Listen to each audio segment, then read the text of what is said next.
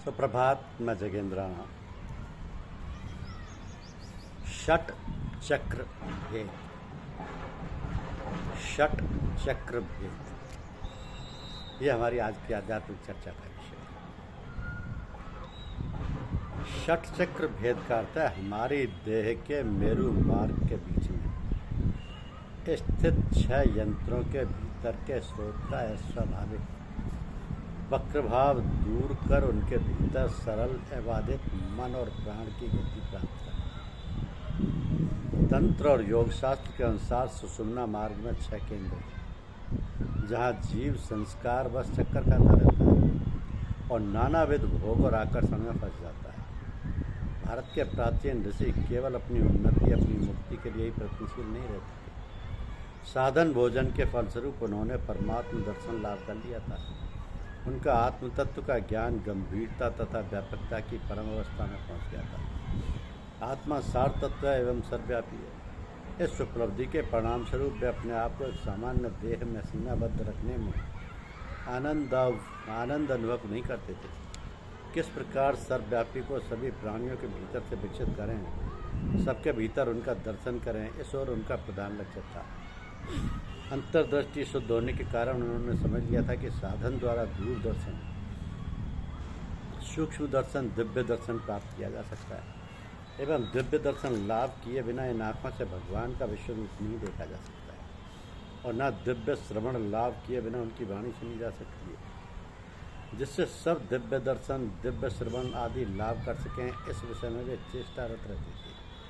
उन्होंने आविष्कार किया सर्व सर्वात्मक, अर्थात सब स्थान में, प्रत्येक परमाणु में सब तत्व नित्य वर्तमान है।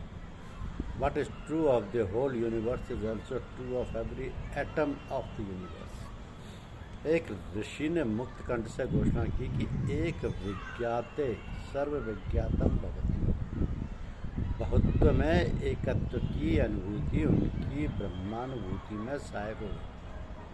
तब उन्होंने विचार किया कि देह तत्व का पूर्ण ज्ञान प्राप्त कर लेने से जगत तत्व का पूर्ण ज्ञान प्राप्त करना सहज हो जाएगा। समस्त जगत में जितने तत्व वर्तमान हैं, वे सब प्रत्येक जीव देह में, प्रत्येक परमाणु में भी वर्तमान हैं। तब वे देह तत्व के अनुसंधान में लग गए। परंतु दिव्य दर्शन के प्रभाव से प्रकट हुआ कि देह का समस्त सार तत्व मेरुदंड और मस्तिष्क के मध्य स्थित केंद्रों में है। अन्य जो कुछ है इसकी सहकारी मात्र है। उन्होंने देखा कि सब सार तत्व सुषुम्ना में स्थित है। तो ऋषिगण सुषुम्ना में स्थित एक एक केंद्र में मन एकाग्र कर विविध अद्भुत तत्व आविष्कार करने लगे। अंत में समझ गए कि जो कुछ जानने, करने या प्राप्त करने का विषय है, वो सब सुषुम्ना के भीतर स्थित यंत्रों में है। इसके फलस्वरूप अनेक योगी साधकों ने साधना राज्य के अनेक तत्वों को 6 चक्रों के अंतर्गत विचार करना आरंभ किया। तो प्राचीन बौद्ध योगाचारी साधकगण इसी सुषुम्ना के भीतर का स्रोत खोजकर साधकों को उसी ओर मोड़ने की चेष्टा करते थे। यही सुषुम्ना शाक्तों की गंगा नदी, वैष्णवों की गंगा नदी कहलाती है। तो प्राय सब साधक संप्रदायों ने सुषुम्ना के महात्म्य को स्वीकार किया है। तंत्र शास्त्र और योग शास्त्र तो सुषुम्ना के अंतर्गत केंद्रों में विभोर है। अनेक संप्रदाय सुषुम्ना स्रोत के अनुकूल मंत्र जाप साधन करने का उपदेश करते हैं। तो सुषुम्ना मार्ग के चित्र को देखने से मालूम होगा कि मूलाधार से सहस्त्रार तक का विस्तृत पथि साधना या साधन राज्य का एक प्रधान अवलंबन है। भगवत धाम जाने की प्रधान एकमात्र सीढ़ी है।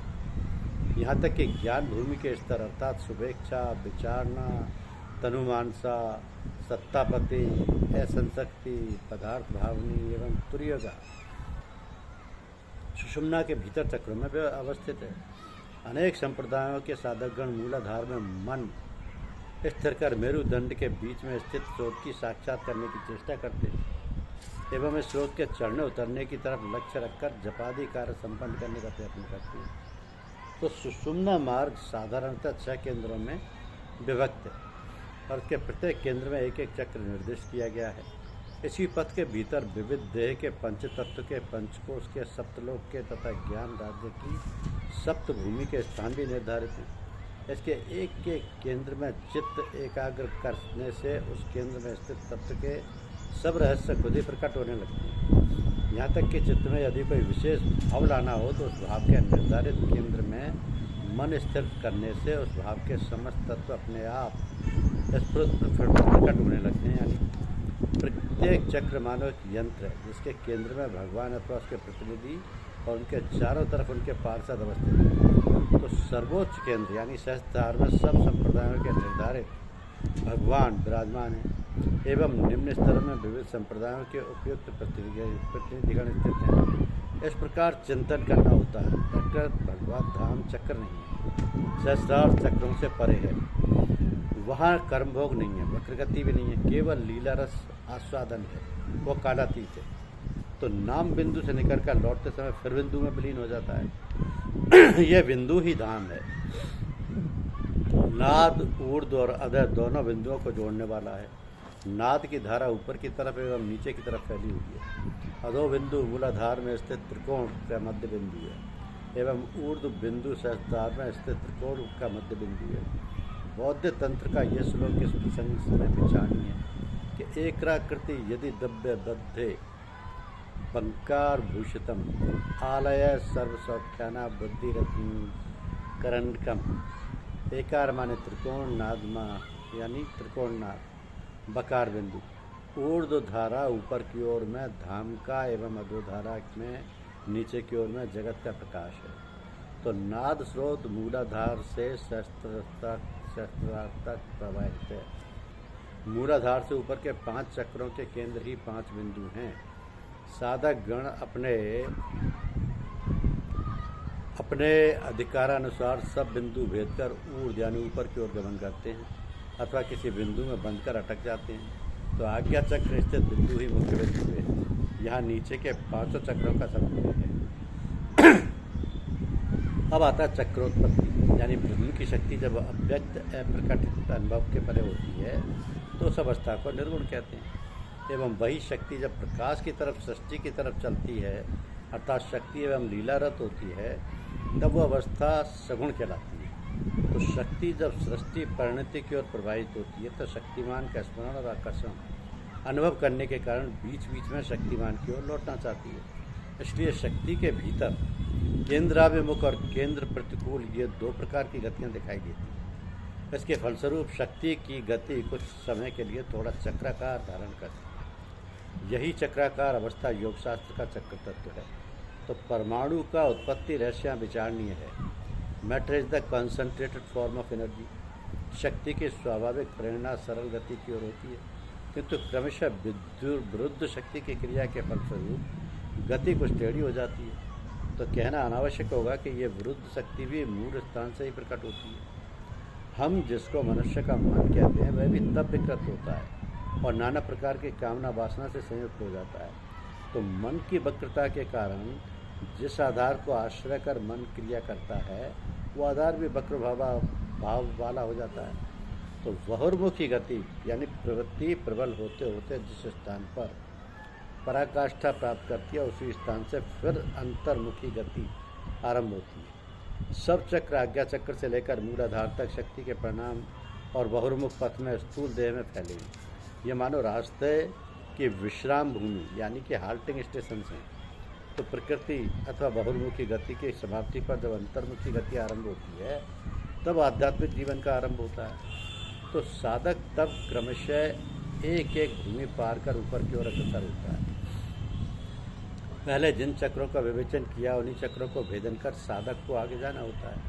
किस चक्र में कितने समय तक रुकना पड़ेगा ये यात्री की या साधक की आसक्ति और भोग इच्छा पर निर्भर करता है। अब चक्रों का अभिस्थान देखिए कि सब चक्र संवेदक स्नायु मंडल में स्थित हैं। ये विभिन्न स्नायु विशेष हैं। मेरुदंड के बाहरी भाग में बाईं ओर चंद्र तुल्य ईड़ा, दक्षिण सूर्य तुल्य पिंगला एवं बीच में चंद्र सूर्य अग्नि रूपा सुषुम्ना का मार्ग है। सुषुम्ना मेरुदंड के ऊपर स्थित सहस्त्रार से लेकर के सबसे नीचे स्थित मूलाधार तक विस्तृत है। अब सबसे नीचे गुदा और लिंग के मध्य में मूलाधार चक्र है। योग शास्त्रानुसार ये चक्र रक्त वर्ण 4 दल वाला है। यह डाकिनी शक्ति एवं शक्तिमान सद्योजात यानी ब्रह्मा की अधिष्ठान भूमि है। इस चक्र में पृथ्वी तत्व प्रधान है। यहाँ कुंडलिनी प्रकृति देवी का अधिष्ठान है। यहाँ के 4 दल जन्म मृत्यु जरा व्याधि के द्योतक हैं। यहाँ शक्ति सोई रहती है। इसके ऊपर लिंग मूल में षडदल यानी स्वादिष्टान चक्र है। इसके षडदल 6 रुपयों के द्योतक हैं रुपुओं की। तो यहाँ के देवता चतुर्भुज नारायण और शक्ति राकनी है। ये काम अथवा प्रेम की लीला भूमि नाम से विख्यात है। ऊर्ध्व गति के समय जो काम है ऊपर से शुद्ध होकर नीचे उतरते समय उसी का नाम प्रेम है। तो यहाँ साधारण जीव का मन जीवात्मा रूप में अधिक समय स्थित रहता है, इसलिए इसका नाम स्वादिष्टान है। इस चक्र में अप यानी जल तत्व प्रधान है। इसके ऊपर नाभि स्थल में 10 दल वाला मणिपुर चक्र है। इसकी ज्योति मणिप्रभा को भी परास्त करती है और इसी से इसका नाम मणिपुर है। यहाँ के देवता रुद्र एवं शक्ति लंकनी है। यह चक्र तेज यानी अग्नि तत्व प्रधान है।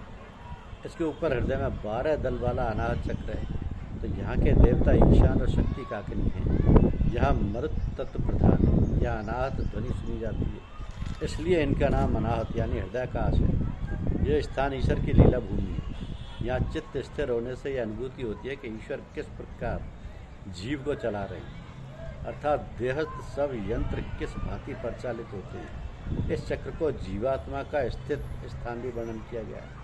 इसके ऊपर कंठ देश में 16 दल विशुद्धाक्य चक्र है। यहाँ के देवता सदाशिव एवं शक्ति शाकिनी। यहाँ व्योम यानी आकाश तत्व प्रधान है।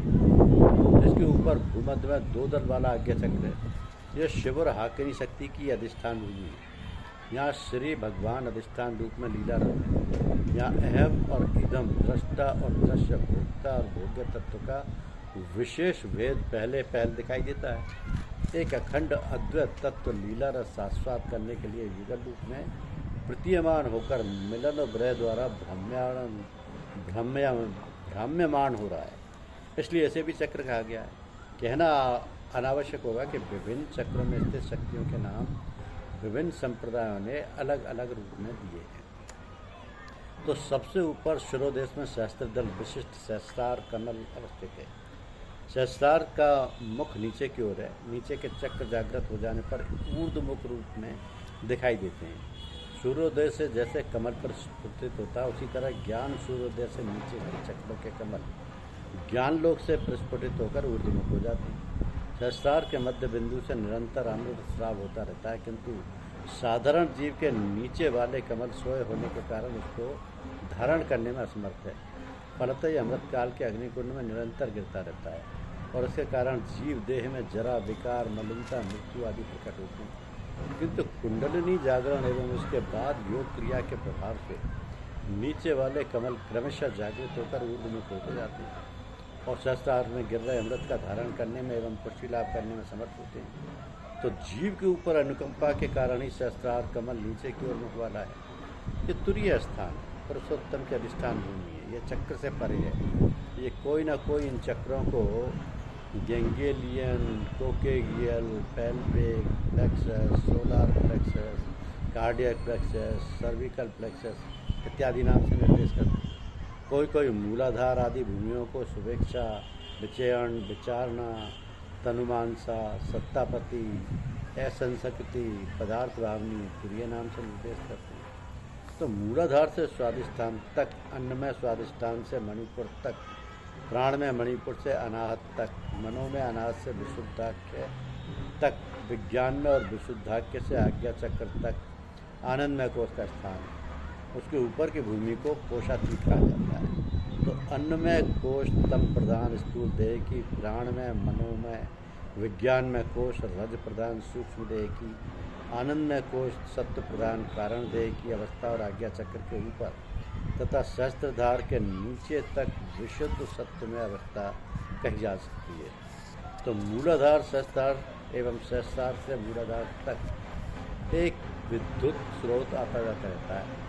इस स्रोत की गति को अनुभव करना अर्थात इस स्रोत में प्रवाहित होने के नाम ये है स्रोतापन्न होना। तो सहस्त्रार को चक्र नहीं कहा जाता, क्योंकि यहाँ जीव स्वरूप में निमज्जित सामरस्य में विभोर रहता है। यह अद्वैत भूमि है। सृष्टि काल में स्रोत की गति सहस्त्रार से मूलाधार की तरफ होती है और लय के समय यही गति मूलाधार से सहस्त्रार की तरफ होती है। तो ऋषिगण सुषुम्ना में स्थित एक चक्र यानी यंत्र में मन स्थिर कर वहाँ प्राणवायु को संचालित कर जो फल लाभ होता है प्रत्यक्ष अनुभव कर गए। जगत से जगन्नाथ के निकट जाने के रास्ते में जिन जिन शक्तियों का और ज्ञान का स्मरण होता है तथा जो जो अनुभूतियाँ प्राप्त होती हैं उनके सब रहस्य उन्होंने विभिन्न चक्रों में अनुभव। दर्शन विज्ञान के, ज्ञान भूमि के तथा साधन रहस्य के सभी तत्व इन चक्रों में निहित हैं। चित्त में जिस समय जो भाव लाने की इच्छा हो उस भाव के केंद्र में मन स्थित करने से चित्त में उस भाव का स्मरण स्वतः होने लगता है और ये सभी स्वीकार करने को बाध्य हैं। ये जो सहस्त्रार कोशातीत है इसमें सत्य गुण प्रधान कारण देह आनंदमय कोश है। ये आनंदमय कोश में क्या होता है? सहस्त्रदल गुणातीय तुरीय आज्ञा चक्र भूमध्य में द्वैदल शिव प्लस आखिरी शक्ति होती है। फिर रजोगुण प्रधान सूक्ष्म देह में 3 कोश होते हैं, विज्ञानमय कोश, मनोमय कोश, प्राणमय कोश। विज्ञानमय कोश में विशुद्धाख्य कंठ देश में सर्विकल प्लेक्सस यानी षोडशदल व्योम सदाशिव प्लस आखिरी शक्ति होती है। मनोमय कोश में अनाहत हृदय में कार्डियक प्लेक्सस द्वादश दल मरुत्युशर प्लस आखिरी शक्ति होती है। और प्राणमय में मणिपुर यानी नाभि देश में सोलर प्लेक्सस 10 दल तेज प्लस रुद्र और लाखनी शक्ति होती है। प्रतः तमोगुण प्रधान स्थूल देह जिसमें केवल अन्नमय कोश होता है। अन्नमय कोश में स्वादिष्ठान लिंग मूल में पेल्विक प्लेक्सस सरदल अप विष्णु प्लस राखिनी शक्ति। तो मूलाधार गुह्य देश में गैंगलियन कोकी गियल चतुर्दल क्षति ब्रह्मा प्लस डाकनी शक्ति होती है। तो देह यंत्र के भीतर प्राण और मन के समस्त केंद्र वर्तमान है। मन जिस केंद्र में ध्यान करेगा प्राण उसी समय उसी केंद्र में पहुंच जाएगा। तो पुनः प्राण जिस केंद्र में जाएगा मन भी उसी केंद्र में आकर उपस्थित होगा। तब उस केंद्र के समस्त तत्व और भाव स्वतः स्फूर्त होने लगेंगे। साधन राज्य में प्राण की सहायता से मन को एवं मन की सहायता से प्राण को वशीभूत करने की व्यवस्था है। इस प्रणाली द्वारा देह में स्थित यंत्र उस भाव के विकास में सहायक हो जाते हैं। भाव और भाव का संबंध एक अद्भुत रहस्य है। इसमें कौन पहले आता है ये निर्णय करना कठिन है। तो भाव की पुष्टि के लिए यंत्र का एवं यंत्र में स्थित तत्व का विकास करने के लिए भाव का प्रयोजन अनिवार्य है। सुषुम्ना मार्ग के किस केंद्र या यंत्र में किस भाव का स्थान है ये अच्छी तरह समझ लेना होगा। क्योंकि यंत्र जिस प्रकार भाव के प्रकाशक हैं भाव भी उसी प्रकार यंत्र का उद्दीपक है। यंत्र तंत्र मंत्र रहस्य तंत्र शास्त्र का एक अतुलनीय रहस्य है। यंत्र तंत्र मंत्र रहस्य तंत्र शास्त्र का एक अतुलनीय रहस्य है। तो चक्रों के एवं उनके अधिष्ठाता देवताओं के कार्यकलाप से हमें आभास मिलता है कि भगवत शक्ति हमारे विभिन्न केंद्रों में किस प्रकार कार्य करती है। योग शास्त्र का भूमि लाभ तत्व साधन राज्य की एक अतुलनीय संपत्ति।